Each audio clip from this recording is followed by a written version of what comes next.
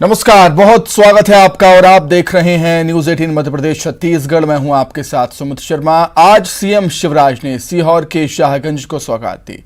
CM ने 35 करोड़ के विकास कार्यों का लोकार्पण और शिलान्यास किया। साथ ही पीएम आवास योजना के हितग्राहियों के खातों में राशि का ट्रांसफर भी किया है। सीएम ने कहा कि प्रदेश में हर गांव का एक मास्टर प्लान बनाया जाएगा, उसके आधार पर गांव का विकास होगा। साथ ही सीएम ने प्रदेश में चल रही जन कल्याणकारी योजनाओं का जिक्र किया और कहा कि हमारी सरकार ने समाज के हर वर्ग के लिए बेहतर योजनाएं बनाकर उनका सफल क्रियान्वयन किया है।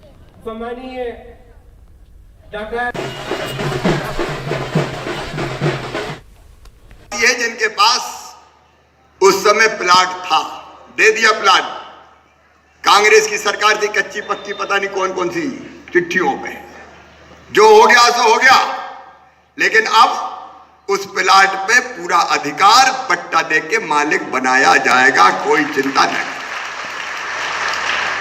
और स्वामित्व योजना के अंतर्गत हर गांव का सर्वे करके और जहां रहने का मकान है उसका स्वामित्व का अधिकार पत्र दिया जाएगा, ताकि गांव वालों को खेत गिरवी नहीं रखना पड़े, मकान के कागज जमा करके लोन मिल जाए, अपने मकान की भी तो कीमत बढ़ जाए।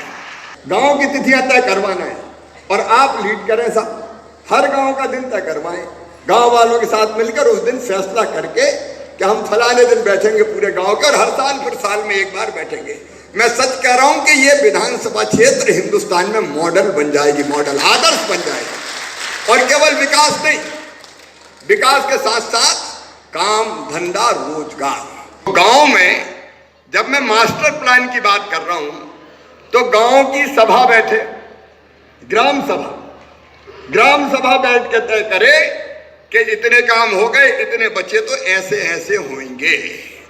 गांव के लोग बैठो भैया, और गांव के लोग बैठ के तय करो कि कौन सा काम बचे हैं और कैसे होने हैं। पैसे की व्यवस्था हो जाएगी, लेकिन काम ठीक से हो जाए, ये जवाबदारी। आगे बढ़ते हैं। कृषि मंत्री कमल पटेल का एक बार फिर अलग अंदाज देखने को मिला। हरदा शहर के कई वार्डों में मंत्री कमल पटेल बुलेट चलाते हुए नजर आए।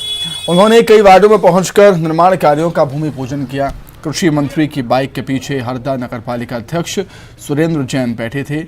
वहीं शहर की सड़कों पर कभी खुद बुलेट चला रहे थे मंत्री जी, तो कई जगह पर वे नगरपालिका अध्यक्ष सुरेंद्र जैन की स्कूटी पर बैठे नजर आए। शहर के 35 वार्डों में 102 निर्माण कार्यों का भूमि पूजन किया गया है। विकास के कार्य के भूमि पूजन और लोकार्पण के कार्य आज 108 फिर दूसरी बार हम करने जा रहे हैं। इसका भी एक रिकॉर्ड बनेगा। तो बाइक पे चल रहे हैं तो कैसा लग रहा है? बहुत अच्छा लग रहा है। कॉलेज के समय की, और जब मैं शुरू में विधायक बने थे, विधायक जब बनाता तो बुलेट से घूमता था। मैं पूरे गांव गली गली मोहल्ले घूमा हूँ बुलेट से। आज बहुत अच्छा लग रहा है। और 1992-93 वहीं प्रदेश के गृह मंत्री आज दतिया पहुंचे और राजघाट कॉलोनी स्थित निवास पर कार्यकर्ताओं की समस्याएं सुनी। गृह मंत्री अमित शाह लोक अभियोजन संवर्धन कार्यशाला में शामिल हुए। यहां उन्होंने अपने संबोधन में कहा कि जहां नए कानून की जरूरत थी वहां नए कानून बनाए गए हैं और अब प्रदेश में आतंक का राज खत्म हो गया है। इधर गृहमंत्री ने एक कार्यक्रम में कोरोना योद्धाओं का भी सम्मान किया। तो ये पूरी एक साइकिल को अपन ने एकदम बढ़िया कर दिया। मैं मानता हूं कि जो अपराधी बच जाता है, बचना नहीं चाहिए और कानून का भय होना चाहिए। अपराधी के ऊपर अगर कानून का भय नहीं होगा तो अपराधी दोबारा अपराध करने की सोचेगा नहीं, और कानून का भय होगा तो गलती से भी अगर अपराध होगा तो फिर अपराध घटित नहीं होगा। और समाज में जो सभ्य समाज है, जो संभ्रांत समाज है, जो समाज का 98-99% हिस्सा है, वो सकून से रह सकेगा और 1% व्यक्ति कभी उस 99% को परेशान नहीं कर सकेगा। अब बात संस्कारधानी में पर्यटन के क्षेत्र को बढ़ावा देने के लिए लगातार हो रही कोशिशों की। जबलपुर में देश का पहला जियोलॉजिकल पार्क बनाने की तैयारी लगभग पूरी हो चुकी है और इसके लिए केंद्रीय मंत्रालय ने भारतीय भूवैज्ञानिक सर्वेक्षण विभाग ने स्वीकृति प्रदान कर दी है। यही नहीं, भूवैज्ञानिक सर्वेक्षण विभाग ने जियोलॉजिकल पार्क की डीपीआर तैयार करने के लिए 1,30,00,000 रुपए की राशि भी स्वीकृत कर दी। सांसद राकेश सिंह ने जानकारी देते हुए बताया कि करीब 35 करोड़ रुपए की लागत से बनने वाला जियोलॉजिकल पार्क के बन जाने से जबलपुर विश्व पर्यटन के क्षेत्र में अपनी अलग छाप छोड़ेगा। देश में एक महत्वपूर्ण स्थान रखता है। हमारे पास में लमेटा फॉर्मेशन जैसी पूंजी है जो लगभग 5,000 स्क्वायर किलोमीटर क्षेत्र में जो उसका केंद्र है, पूरा विश्व उसको जानता है। यहाँ पर बहुत लाखों वर्ष पुराने फॉसिल्स मिलते हैं। कर्नल सलीमन ने 1928 में डायनासोर के फॉसिल्स भी एकत्रित किए थे। तो इसीलिए जब इतनी अच्छी चीज हमारे पास भेड़ाघाट जैसे विश्व प्रसिद्ध स्थान पर है, तो वहां कोई एक ऐसी संरचना बने जिसके माध्यम से न केवल भूगोल शास्त्र और विज्ञान बल्कि पर्यटन की दृष्टि से भी वो आकर्षक और उपयोगी हो। बीजेपी के बूथ विस्तार योजना की तर्ज पर कांग्रेस 1 फरवरी से घर घर चलो अभियान की शुरुआत करने जा रही है। बुरहानपुर में भी कांग्रेस ने अभियान की तैयारी के लिए कमर कस ली। इधर कांग्रेस के इस अभियान पर बीजेपी ने कांग्रेस पर तंज कसा। बीजेपी का कहना है कि कांग्रेस का ना घर है ना मुखिया, लिहाजा कांग्रेस जनता के बीच किस मुंह से जाएगी।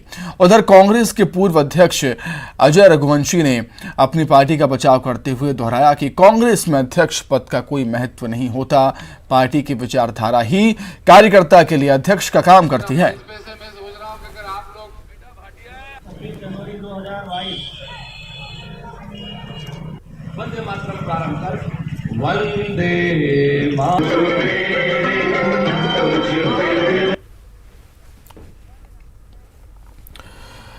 वहीं इंदौर में पीएम नरेंद्र मोदी की 4500 वर्ग फीट की रंगोली बनाई गई। इंदौर में बनाई गई है पीएम मोदी की यह अनोखी रंगोली। आजादी के अमृत महोत्सव के तहत कार्यक्रम हुआ था और इस कार्यक्रम के दौरान ये रंगोली बनाई गई है। रंगोली बनाने वाली वर्षा सिरसिरिया का नाम वर्ल्ड बुक ऑफ रिकॉर्ड में दर्ज हुआ। 3 दिन में अकेले वर्षा ने ये रंगोली बनाई है। क्रांतिकारियों के साथ बनाई गई है पीएम मोदी की तस्वीर।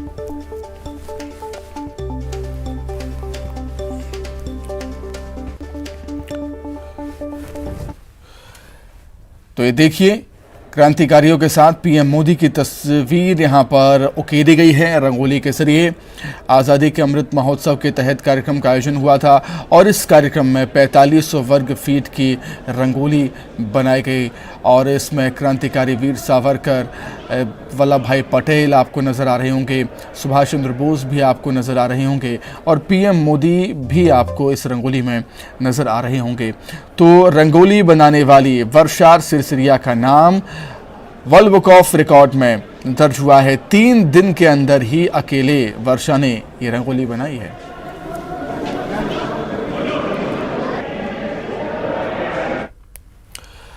आगे बढ़ते इंदौर के बालगंगा थाना क्षेत्र में एक ऐसी घटना सामने आई जो मां की ममता पर सवाल खड़े कर रही है। यहां एक सौतेली मां ने अपनी मासूम को इतना पीटा कि उसकी हालत बिगड़ गई। मारपीट और अत्याचार का सिलसिला काफी लंबे समय से चला आ रहा था, जिसकी सूचना चाइल्ड लाइन तक पहुंची। चाइल्ड लाइन को मिली जानकारी के अनुसार आरोपी मां 5 साल के बच्चे के साथ रोज मारपीट करती थी और उसे खाना तक नहीं देती थी। जब टीम वहां पहुंची तो बच्चा एक कमरे में रस्सी से बंधा हुआ मिला। इसके बाद टीम ने उसे रेस्क्यू किया। बच्चे के पिता और सौतेली मां पर मामला दर्ज हुआ है।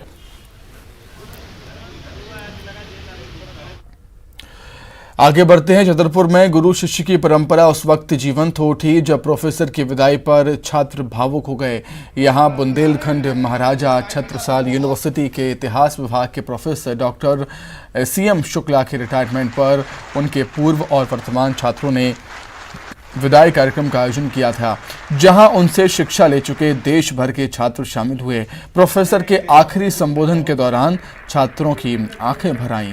छात्रों ने कहा कि प्रोफेसर ने हमेशा हमारा मार्गदर्शन किया, अब वो जा रहे हैं तो उनकी कमी उनको खलेगी।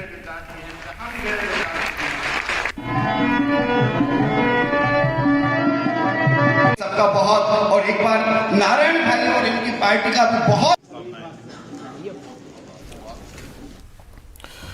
वहीं छिंदवाड़ा में इस्पात सेंटर की आड़ में सेक्स रैकेट के कारोबार का खुलासा हुआ है। पुलिस ने शिकायत के बाद इस्पात सेंटर पर छापामार कार्रवाई कर कई युवक और युवतियों को हिरासत में लिया। पुलिस ने इस्पात सेंटर से 4 युवक और 4 लड़कियों को संदिग्ध हालत में पकड़ा। बताया जा रहा है कि इस्पात सेंटर को लेकर कुछ लोगों ने पुलिस अधिकारियों से शिकायत की थी। शिकायत में अनैतिक गतिविधियों का जिक्र भी था। इस्पात सेंटर का संचालक उज्जैन का बताया जा रहा है। वहीं पकड़ी गई लड़कियां भी दूसरे शहरों से लाई गई थी। पुलिस तमाम पहलुओं के आधार पर मामले की जांच कर रही। संदिग्ध परिस्थितियों में 4 लड़कियां और 4 लड़के पाए गए हैं, जिन पर वैधानिक कार्रवाई की जा रही है। साथ ही संचालक का भी पता लगाया जा रहा है और उसके कहां उसे और जगह पे चल रहे हैं, उन पर भी अभी हम नज़र बनाए हुए हैं। उस पर भी आगे जो भी कार्रवाई की जाती है उससे अवगत कराया जाएगा। अभी तक जो पूछताछ हो पाई है और अभी तक जो जानकारी इकट्ठा हुई है उसमें लड़कियां उज्जैन, भोपाल और इंदौर से हैं। इसके अलावा जो संचालक है वो भी बाहर से है।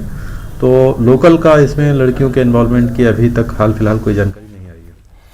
वहीं इंदौर में सोशल मीडिया के जरिए दोस्ती और फिर नाबालिग के साथ रेप का मामला सामने आया, जो सभी को सावधान कर रहा है। यहां एक 22 वर्षीय युवक ने पहले इंस्टाग्राम के जरिए 11वीं कक्षा की छात्रा से दोस्ती की। उसके बाद बातचीत बढ़ाई और फिर मौका लगते ही उसने छात्रा को होटल में मिलने बुलाया, जहां आरोपी ने नाबालिग को अपनी हवस का शिकार बना लिया। पीड़िता की तरफ से पुलिस में मामला दर्ज करवाया गया है। पुलिस आरोपी की तलाश में जुटी हुई।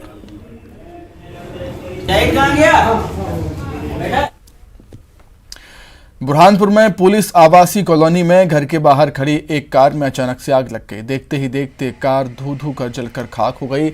आग के लपटें इतनी तेज थी कि आसपास के मकान की खिड़कियों में लगे शीशे टूट गए। दमकल की मदद से आग पर काबू पाया गया। ये कार सिटी कोतवाली में पदस्थ सब इंस्पेक्टर रामेश्वर बकोरिया की बताई जा रही है।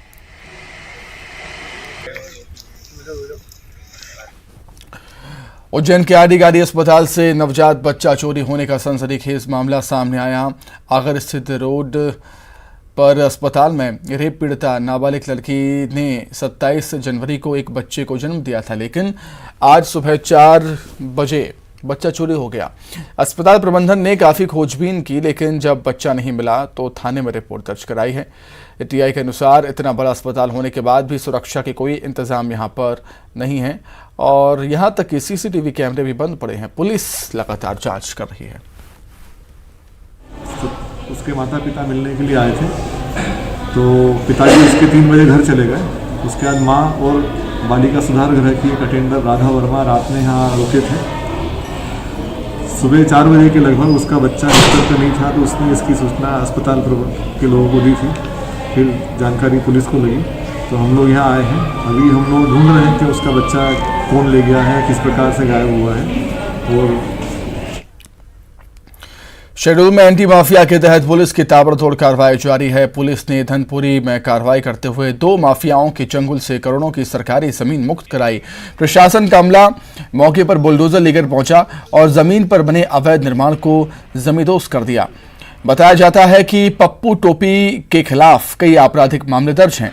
आरोपी ने 70 लाख की सरकारी जमीन पर अतिक्रमण किया था। वहीं एक दूसरे आरोपी ने कोल इंडिया की लाखों की जमीन पर अवैध कब्जा किया हुआ था।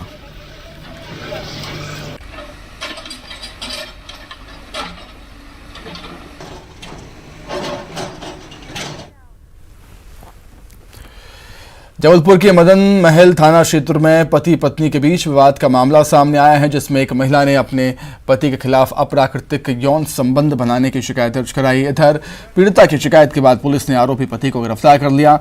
बताया जाता है कि आरोपी शख्स 50 साल की उम्र का है, जबकि उसकी पत्नी उससे लगभग 15 साल छोटी है। दोनों के रिश्तों की शुरुआत फेसबुक से हुई थी और पिछले साल ही दोनों ने शादी की थी। कल पीड़िता ने शिकायत की थी, उसके पति हैं शरद सिंघई। उन्होंने अभी जुलाई में विवाह किया था। महिला थोड़ा सा देखने में अक्षम है, उसको दिखाई ढंग से नहीं देता, तो उसके संग अप्राकृतिक कृत्य किया गया है, तो इसलिए 370 का मुकदमा दर्ज किया गया है। और इसमें एक बात और देखने वाली आ रही है आजकल देखने में कि जितने भी 498 के प्रकरण दर्ज हो रहे हैं, इनमें सब में 377 की रिपोर्ट भी आ रही है साथ में। तो थोड़ा इसमें कहीं ना कहीं इसमें स्क्रूटनी करने की आवश्यकता है। तो फिलहाल यहाँ पर रुकेंगे बहुत छोटे से ब्रेक के लिए, फौरन लौट रहे हैं।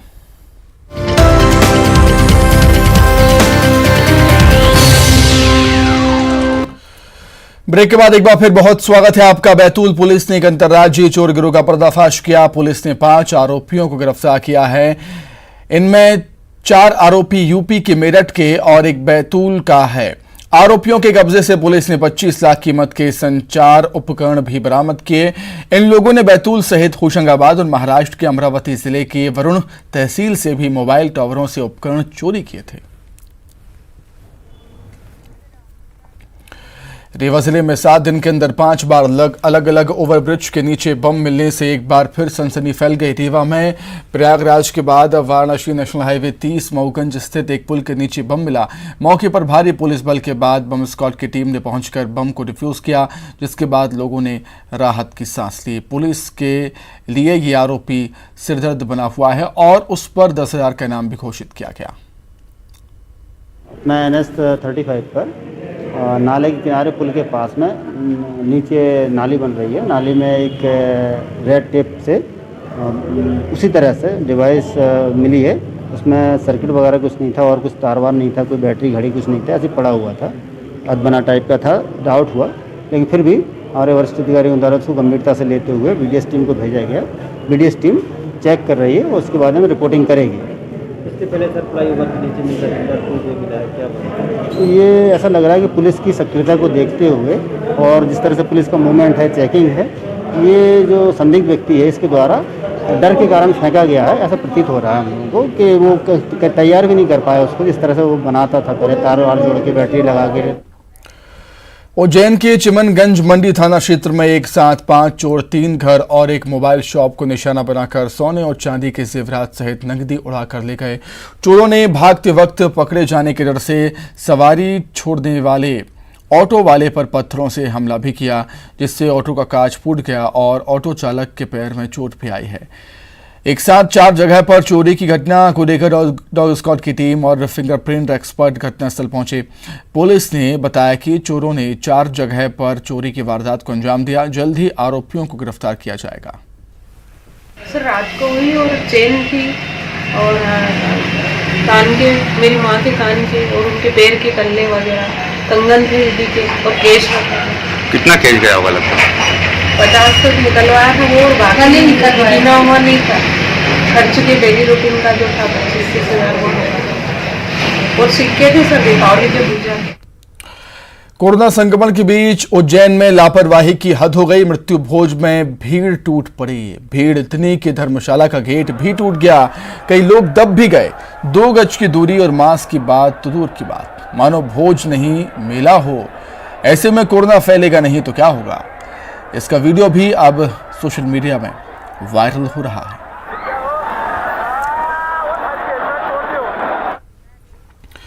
जिस कोरोना वैक्सीन के लिए आपने कुछ दिनों पहले काफी मशक्कत की थी, अब वो टीके आपको राह चलते लगाए जा रहे हैं। जी हां, रतलाम में इन दिनों ऐसे ही नज़ारे आम हैं, जहां ऑटो में बैठकर स्वास्थ्य विभाग का अमला चौराहे, गली, मोहल्ले और नुक्कड़ पर भी लोगों का वैक्सीनेशन कर रहा है। मकसद यही है कि सबको कोरोना का सुरक्षा कवच मिले।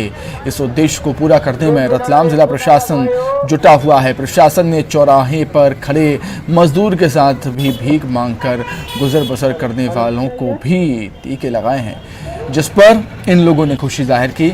रविवार को 60,000 वैक्सीन पूरे जिले में लगाई गई। सेकेंड डोज पर भी पूरा फोकस।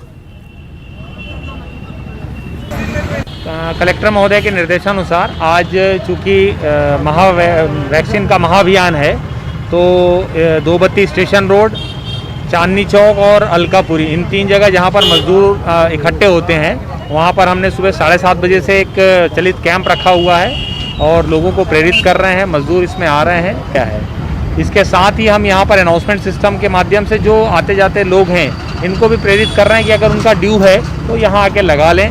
सुविधा हम पूरी तरह से दे रहे हैं। लोगों से हम अपील करते हैं कि जहाँ भी आपको कैंप मिले, जहाँ भी आपको जगह वो मिले, सेंटर मिले, वहाँ जाके। स्वास्थ्य सुविधाओं को लेकर तमाम बड़े बड़े दावे और वादे किए जाते हैं, लेकिन जिम्मेदारों की लापरवाही ने इलाज मुहैया कराने वाली इमारत को ही खंडर बना दिया। मंडला के एक स्वास्थ्य केंद्र पर भैंसें बंध रही हैं। जी हां, यानी स्वास्थ्य विभाग केंद्र भैंसों का तबेला बन गया। ये खंडर है, कोई भूतिया हवेली है या भैंस का तबेला, बूझ सको तो बूझ लो, क्योंकि बिझोली की ये अनबुझी पहेली है। सच्चाई सुनेंगे तो आप भी हैरान हो जाएंगे। बीमारी की भाषा में समझाएं तो ये लकवाग्रस्त इमारत ग्राम बिझोली का उप स्वास्थ्य केंद्र है। सुनकर और फिर अपनी आंखों से देखकर आपका भी माथा चकरा गया होगा कि जो इमारत ही खुद लाइलाज बीमारी से पीड़ित है, वह इलाज क्या और कैसे होता होगा, इसका भगवान ही मालिक है। ऊपर से तुर्राइए कि ये ग्राम प्रधानमंत्री आदर्श ग्राम है। 5 गांव जो है, कोहका, पौड़ी, अमगांव, बिझौली और भी अन्य जो लगे हुए ग्राम हैं, इस प्राथमिक स्वास्थ्य केंद्र बिझौली से लाभान्वित थे। लोगों को गांव की सुविधा इलाज की गांव में मिल जाती थी। वर्तमान में ये जो बिल्डिंग है जर्जर स्थिति में पड़ी हुई है, ये शासन की अनदेखी के कारण है। ग्राम बिझौली में उप स्वास्थ्य केंद्र की बिल्डिंग खंडर में तब्दील हो गई, जिसे लोगों ने भैंस का तबेला बना दिया। उप स्वास्थ्य केंद्र की बिल्डिंग जर्जर होने से करीब 4000 की आबादी वाले पूरे क्षेत्र को स्वास्थ्य सेवाएं नहीं मिल पा रही। खंडर होने के कारण जो है परेशानियों का सामना करना पड़ रहा है। बस्ती वालों भर को नहीं, सारे इलाके के लोगों को जो है असुविधाएं ज़्यादा हो रही हैं। तकलीफ में मरीज रहता है और समय पे जो है उपचार नहीं हो पाता उसका। स्थानीय ग्रामीणों के द्वारा भवन निर्माण और स्वास्थ्य सेवाओं की बहाली के लिए आवेदन निवेदन कई बार मांग की गई है, पर आज तक भवन का निर्माण नहीं हो सका। जबकि उप स्वास्थ्य केंद्र भवन के लिए 2019 में स्वीकृति मिल चुकी है, लेकिन बीएमओ कहते हैं कि इस खंडर से स्वास्थ्य सेवाओं पर कोई असर नहीं पड़ रहा। पूरी नहीं हुई। जहाँ तक इमरजेंसी का सवाल रहा तो दिन भर वहाँ पर कार्यकर्ता रहते हैं, जिनसे संपर्क करके जो है इलाज किया जा सकता है। छोटी मोटी बीमारियों के लिए आशा कार्यकर्ता हमारी उपलब्ध रहती है गाँव में, जिससे जो है सर्दी खांसी बुखार का इलाज। मंडला जिले में जहां एक तरफ स्वास्थ्य सेवाएं लचर हैं, डॉक्टर्स की कमी है, लोगों को स्वास्थ्य सेवाएं नहीं मिल पा रही, तो वहीं बिझौली के उप स्वास्थ्य केंद्र की बिल्डिंग खंडर बन गई। ऐसे में स्वास्थ्य सेवाओं का क्या हाल होगा, ये समझना मुश्किल नहीं। कृष्णा साहू, न्यूज़ 18 मंडला। तो इसी के साथ ही फिलहाल इस बुलेटिन में इतना ही। खबरें लगातार जारी हैं। नमस्कार।